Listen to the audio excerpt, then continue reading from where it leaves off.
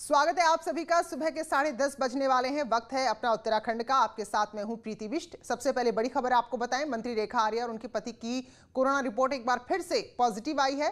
तो अब भी वो कोरोना संक्रमित ही है, जबकि उनका जो स्टाफ था और उनके बच्चे थे वो कोरोना से मुक्त हो चुके हैं। यानी बाकी सभी 9 लोगों की जो दूसरी रिपोर्ट है नेगेटिव आई है, लेकिन मंत्री रेखा आर्या और उनके पति अब भी कोरोना संक्रमित है। भारती हमारे साथ जुड़ी देहरादून से। तो भारती, अभी भी रिपोर्ट पॉजिटिव ही है, संक्रमण ठीक नहीं हुआ? जी हाँ, बिल्कुल। कुल 11 लोग को कोरोना पॉजिटिव आए थे 12 दिसंबर को, जिसमें से 9 लोग जब दोबारा उनके सैंपल्स लिए गए, जिसमें स्टाफ मेंबर्स मंत्री रेखा आर्या के और उनके 3 बच्चे, उनकी रिपोर्ट जो है वो नेगेटिव आई है। और अभी भी मंत्री रेखा आर्या और उनके पति गिरधारी लाल साहू को अभी भी कोरोना पॉजिटिव नहीं है। हालांकि मंत्री की तरफ से बताया जा रहा है कि उनकी तबीयत ठीक है, कोई ऐसे घबराने वाली बात नहीं है। लेकिन फिलहाल जो दूसरी रिपोर्ट उनकी आई है कोरोना टेस्ट की, वो अब भी पॉजिटिव भी है। चलिए, शुक्रिया भारती आपका जानकारी के लिए। और देहरादून से है अगली बड़ी खबर। जब्बर गैंग का कुख्यात सदस्य कपिल एसटीएफ के हत्थे चढ़ गया है। कपिल पश्चिमी उत्तर प्रदेश का शातिर गैंगस्टर है, जो काफी लंबे समय से सहस्त्रधारा इलाके में एक अपार्टमेंट में रह रहा था। तो जब्बर गैंग का एक कुख्यात सदस्य है, जिसको फिलहाल एसटीएफ ने गिरफ्तार कर लिया है। तो पश्चिमी उत्तर प्रदेश में इसका अच्छा खासा आतंक है। तो यहाँ सहस्त्रधारा अपार्टमेंट में काफी समय से रह रहा था। सत्येंद्र बर्थवाल और जानकारी के साथ जुड़ चुके हैं। तो सत्येंद्र, बताइए जरा कैसे कामयाबी मिली और क्या कुछ रिकॉर्ड है कपिल का? प्रीति, क्योंकि उत्तराखंड जो एसटीएफ है, इसको ये बड़ी कामयाबी बता सकते हैं, क्योंकि मुखबिर की सूचना और सटीक ऑपरेशन के बाद देर रात एसटीएफ ने ये ऑपरेशन चलाया था, जिसमें जो कपिल है, जो शातिर अपराधी है, जब्बर गैंग का ये अपराधी बताया जा रहा है, इसको पुलिस ने एसटीएफ ने अरेस्ट कर दिया है। और बताया जा रहा है कि जो जब्बर गैंग पश्चिमी उत्तर प्रदेश में बड़ा शातिर ढंग से अपना काम निपटाती है। और ये बसों पर इन जो वहाँ की जो स्थानीय बसें हैं वो उनसे लूटपाट की काफी इसके ऊपर घटनाएं हैं, जिसको लेकर मुखबिर की सूचना पर एसटीएफ ने कार्रवाई की है। और अभी जो कपिल है जो पकड़ा गया है, इससे अभी पूछताछ करने की और कुछ और लोग भी उत्तराखंड में होने की आशंका जताई जा रही है। जी प्रीति, बहुत बहुत धन्यवाद सत्येंद्र आपका जानकारी के लिए। चलिए, और अब बात करते हैं विधानसभा सत्र की। तो 3 दिन के सत्र का आज दूसरा दिन है और चर्चा के बाद अनुपूरक बजट पारित होगा, जबकि 5 विधेयक भी सदन के पटल पर आज रखे जाएंगे। और वहीं विपक्ष की तैयारी को देखकर साफ लग रहा है कि आज का जो दिन है, आज का जो सत्र का दिन है, वो बहुत ज्यादा हंगामेदार रहने वाला है, क्योंकि कृषि कानून, बेरोजगारी और महंगाई को लेकर विपक्ष ने कमर कस ली है। साथ ही काम रोको प्रस्ताव भी विपक्ष आज ला सकता है।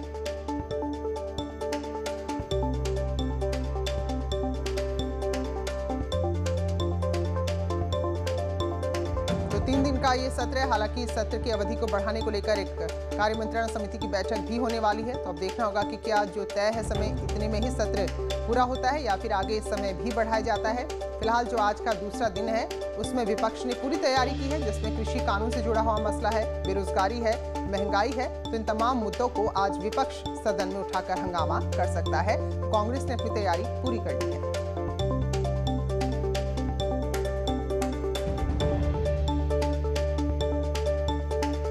तो अगर सदन की कार्यवाही की हम बात करें तो आज चर्चा होगी, अनुपूरक बजट उसके बाद पारित किया जाएगा, जबकि 5 बिल भी सदन के पटल पर रखे जाएंगे।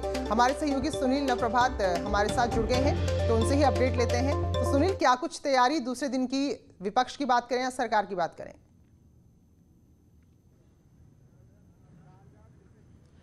देखिए प्रीति, 11 बजे से सदन की कार्रवाई शुरू हो जाएगी। विधायकों का आने का सिलसिला शुरू हो चुका है। कल जो अनुपूरक बजट टेबल किया गया था, आज उस पर चर्चा होगी और उसे पारित किया जाएगा। इसके अलावा 5 विधेयक भी हैं जिनको आज सदन के पटल पर रखा जाएगा। खासकर आज कांग्रेस विभिन्न मुद्दों को लेकर सदन में आने वाली है, चाहे वो बेरोजगारी का मुद्दा हो, किसानों का मुद्दा हो या फिर डिजास्टर मैनेजमेंट का मुद्दा हो। इन तमाम मुद्दों पर कांग्रेस आज काम रोको प्रस्ताव भी सदन में ला सकती है, जो कांग्रेस की अपनी रणनीति है। और उसकी कोशिश होगी कि अधिक से अधिक सवाल आज सदन के पटल पर रखे जाएं, सत्ता पक्ष से उनका जवाब लिया जाए। खासकर आज के दिन पर समाज कल्याण मंत्री, समाज कल्याण विभाग और सिंचाई विभाग की ये चर्चा होगी। उससे संबंधित विभिन्न सवाल भी आज लगे हुए हैं जिनका जवाब सत्ता पक्ष को देना होगा। जी। और इसके अलावा सुनील, क्या कुछ सत्र की अवधि को लेकर भी इसके बाद, सदन के बाद कोई बैठक वगैरह होनी है आज क्या इसको लेकर? क्योंकि विपक्ष पहले नाराजगी जता चुका है कि काफी कम अवधि है। बिल्कुल प्रीति, विपक्ष लगातार ये मांग करता रहा है कि जो सदन है वो बेहद कम अवधि के लिए बुलाया गया है, 3 दिन का सत्र आहूत किया गया है, जबकि जो समस्याएं हैं, जो जन मुद्दे हैं, उनका अंबार लगा हुआ है, ये लगातार विपक्ष का कहना रहा है। आज लंच के बाद कार्य मंत्रणा समिति की मीटिंग होगी, जिसमें 23 तारीख का जो बिजनेस है वो तय किया जाएगा, लेकिन विपक्ष का ये कहना है कि यदि सत्ता पक्ष सत्र की अवधि नहीं बढ़ाता तो वो कार्य मंत्रणा समिति की जो मीटिंग होगी उसकी कोशिश होगी कि उस मीटिंग का बहिष्कार किया जाए। ये लगातार विपक्ष का कहना है। लेकिन आज जो विभिन्न मुद्दे हैं, चाहे वो बेरोजगारी का मुद्दा हो, नियम 58 के तहत विपक्ष ने इस पर चर्चा की मांग की है। इसके अलावा जो किसानों की समस्याएं हैं उन पर भी नियम 310 के तहत विपक्ष का प्रयास रहेगा कि वो काम रोककर चर्चा की इस पर मांग करेगा। देखना होगा कि पूरे दिन भर जो सदन की आज कार्रवाई चलती है, क्या कुछ मुद्दे इसमें विपक्ष उठाता है, क्या कुछ हल इसमें दिए जाते हैं। बिल्कुल, तो सुनील आप नजर बना के रखिए, 11 बजने वाला है। बहुत बहुत धन्यवाद फिलहाल के लिए। तो मुख्यमंत्री भी फिलहाल इसमें शामिल तो हो रहे, लेकिन शारीरिक तौर पर नहीं बल्कि वर्चुअली, क्योंकि इस वक्त त्रिवेंद्र सिंह रावत आइसोलेशन में है। और फिलहाल कोरोना अपडेट आपको दें तो राज्य में कल 448 नए मामले सामने आए हैं, जबकि 24 घंटे में 13 लोगों की कोरोना के चलते मौत हुई है। और इस तरह से उत्तराखंड में जो एक्टिव केस हैं वो 5,500 के पार पहुंच गए हैं। एक बार फिर नैनीताल और देहरादून में संख्या ज्यादा रही कोरोना संक्रमितों की। देहरादून में 157 तो नैनीताल में 113 कोरोना के नए मामले सामने आए।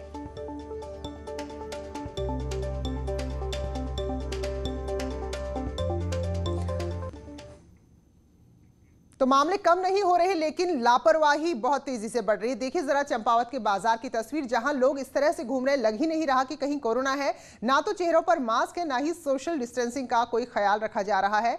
पुलिस ने सख्ती दिखाते हुए 18,000 से ज्यादा लोगों का चालान किया है, लेकिन उसके बावजूद ये हाल है। कोरोना संक्रमण को जो फैल रहा है, हम ये नहीं कह सकते कि बिल्कुल घट गया या कम हो गया। मामले अमूमन आप औसतन देखें तो राज्य में 500 मामले हर रोज आ रहे हैं, लेकिन उसके बावजूद ये तस्वीरें हैं। हालांकि प्रशासन अपनी ओर से अभियान चलाकर मास्क बांट रहा है। लेते हुए हम लोग एनफोर्समेंट की कार्रवाई निरंतर की जा रही है, जिसमें अभी तक सोशल डिस्टेंसिंग, मास्क वायलेशन में 18,200 चालान किए जा चुके हैं। इसके अलावा लोगों को मास्क पहनने के लिए भी अवेयरनेस किया जा रहा है। अब तक हमारे जनपद में कुल 53,000 मास्क हम लोगों को डिस्ट्रीब्यूट किए जा चुके हैं। रुड़की नगर निगम बोर्ड बने हुए 1 साल का वक्त बीत गया, लेकिन अब तक बोर्ड की सिर्फ एक ही बैठक हुई है। बैठक न होने से पार्षद नाराज है। वहीं मेयर कह रहे हैं कि कोविड के चलते बोर्ड बैठक में रुकावट आई है, लेकिन नाराजगी की कोई बात नहीं, अगले महीने दूसरी बैठक बुला ली जाएगी।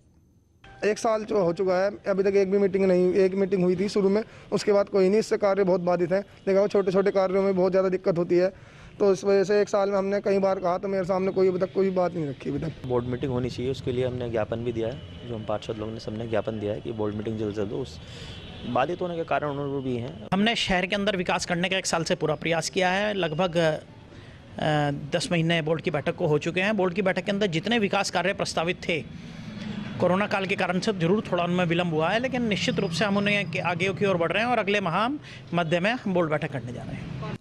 चलिए इन सबके बीच आपको चमोली के जोशीमठ के गोविंद घाट क्षेत्र की एक तस्वीर दिखाते हैं, जहां एक भालू अलकनंदा नदी के तेज बहाव में नदी को पार करने की कोशिश कर रहा है। कई बार वो असफल होता है, लेकिन उसके बाद भी उसका प्रयास जारी रहा और अंत में वो अपनी कोशिशों में कामयाब रहा। तो तस्वीर गोविंद घाट गुरुद्वारे के पास की है, जहाँ एक भालू अलकनंदा नदी के तेज और काफ़ी बिल्कुल पानी ऐसा जैसे बर्फीला पानी इन दिनों नदी का होता है, लेकिन उसके बावजूद वो कोशिश की और नदी पार कर जंगल की ओर चला गया।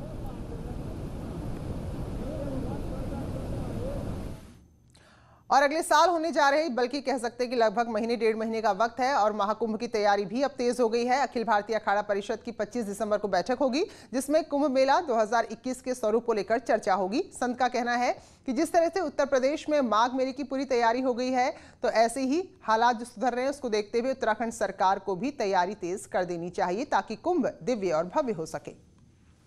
जो प्राचीन परंपरा हमारी है और वो प्राचीन परंपराओं के हिसाब से सभी जगह व्यवस्थाएं जो हैं, जो स्थिति पहले थी वो आज नहीं है। स्थितियों में काफी अंतर पड़ चुका है और प्रयागराज में माघ मेला में मुख्यमंत्री जी ने पूरा झूलों को भी ऑर्डर दिया है, सारा टेंट लगाए जा रहे हैं, जोर शोर से माघ मेला प्रयागराज मेला हो रहा है।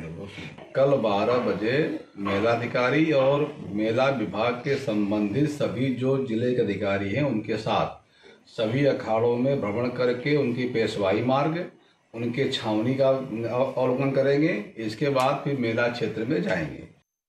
पौड़ी से खबर है, राहत भरी खबर है यहाँ के लोगों के लिए। देवप्रयाग के पास तोता घाटी में जो 4 महीने से सड़क बंद पड़ी थी, फिलहाल अब उसे खोल दिया गया है। बद्रीनाथ राष्ट्रीय राजमार्ग पर बुधवार से बस सेवा शुरू हो जाएगी। हालांकि इस दौरान जो बहुत भारी वाहन है, जैसे मालवाहक है, जो बड़े बड़े सामान लेकर ट्रक आते हैं, उन पर फिलहाल प्रतिबंध लागू रहेगा।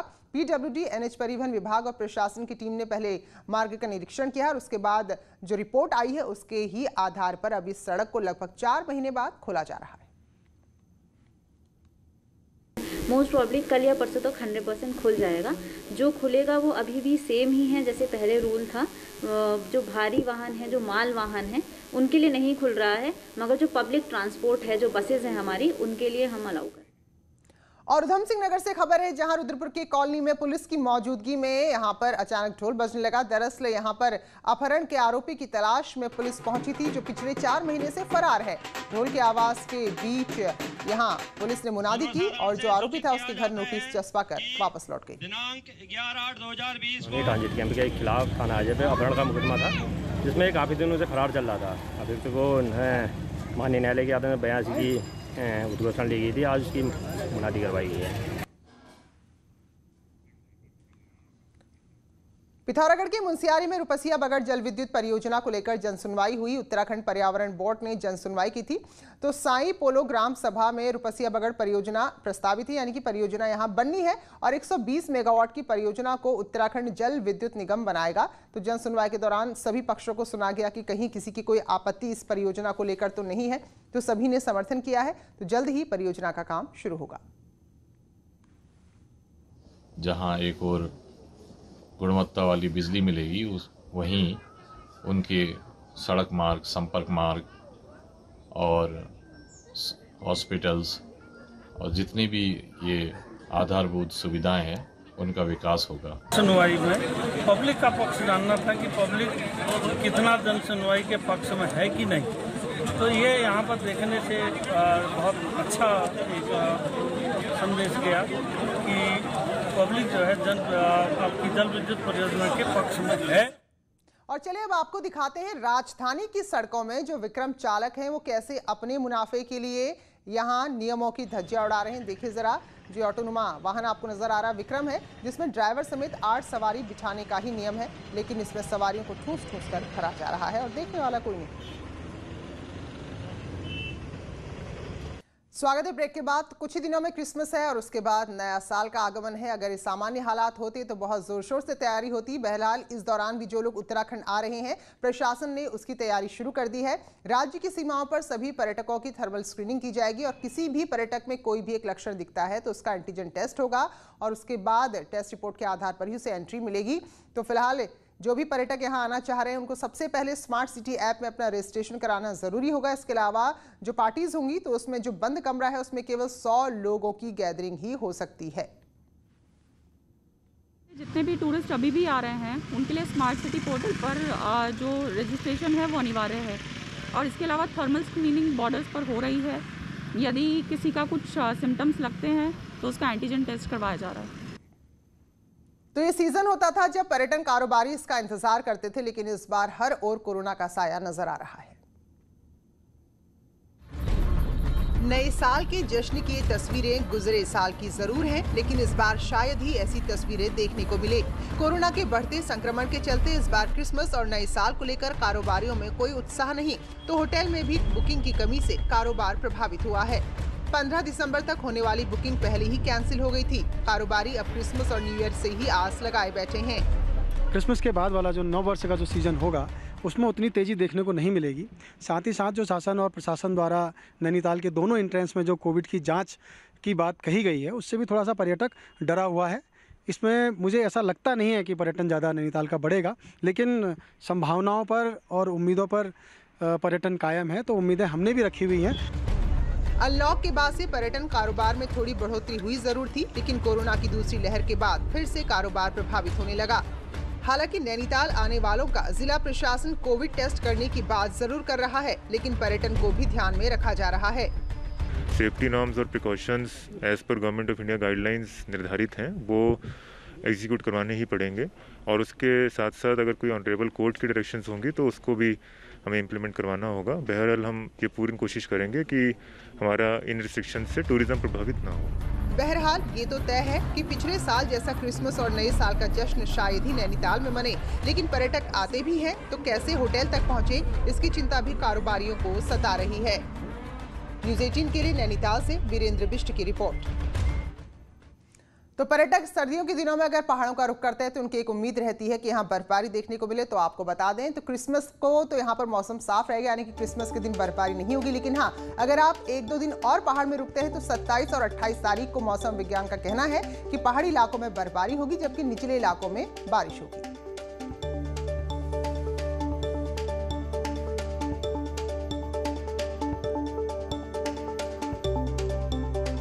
को क्रिसमस है तो 25 को तो नहीं अभी लग रहा है कि कोई वेदर एक्टिविटी है, लेकिन जो 27 और 28 को है तो 27 और 28 में एक WD जो है वो निकलेगा, वेस्टर्न डिस्टर्बेंस निकलेगा, पश्चिमी विक्षोभ। तो उसकी वजह से लग रहा है कि ठीक ठाक बारिश और बर्फबारी जो है वो प्रदेश में मिलनी चाहिए। बीते कुछ समय से गुलदार के हमले की खबरें लगातार आई हैं, तो ऐसे में बार बार अंदाजा लगाया गया कि गुलदार की संख्या कितनी होगी। तो ऐसे में एक रिपोर्ट जारी की गई है। रिपोर्ट कहती है कि 839 गुलदार इस वक्त राज्य में है और मंत्री प्रकाश जावड़ेकर ने रिपोर्ट को जारी किया। तो 2018 की रिपोर्ट ये अब जारी हुई है, लेकिन जानकार कह रहे हैं कि रिपोर्ट की संख्या जो सामने आई है असल में गुलदारों की जो आबादी है उससे कहीं ज्यादा है।